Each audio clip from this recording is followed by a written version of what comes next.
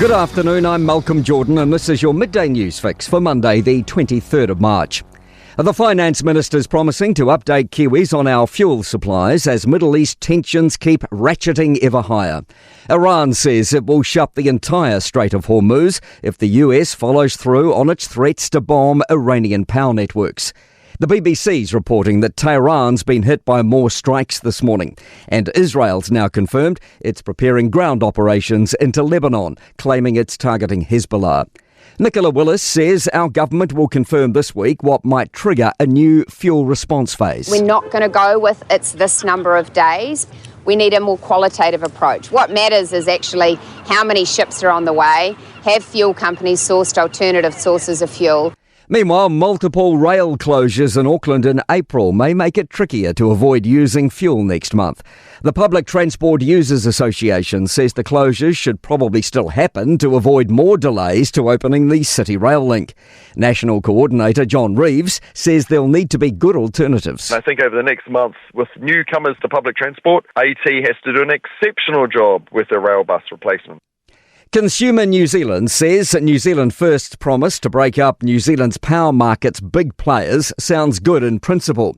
The party's campaigning on splitting up the gentailers, controlling about 90% of the market. Consumer head John Duffy says they'd like to see more detail, but increasing competition could reduce prices. A lot of companies are falling by the wayside because of the lack of ability to secure hedges at a reasonable price from the gentailers, who they're also competing against. Duffy says our powercos have sat on their hands for too long, not investing in new generation facilities, and are only now starting to get on with it. Fonterra has announced a 2.8% rise in half-year profit after tax off the back of a 10.3% rise in half-year revenue. Business reporter Michael Sergel has more. Fonterra's raised its forecast milk payout, raising the midpoint from $9.50 to $9.70. The dairy co-op's confirmed an interim dividend of 24 cents per share. It's increased its forecast full-year earnings range from 45 to 65 cents to 50 to 65 cents. The Transport Minister says Kiwis aren't buying electric vehicles because chargers are scarce, so the government's stepping in. It's committing more than $52 million to roll out 2,500 chargers. We currently have about 1,800.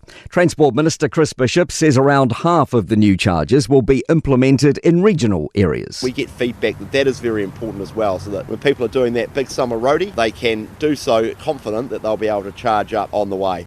And dogs are increasingly lending a paw to Kiwi students struggling with mental health issues. Mobility Dogs NZ has recently begun expanding its support dog services to schools and is seeing growing interest. To sport.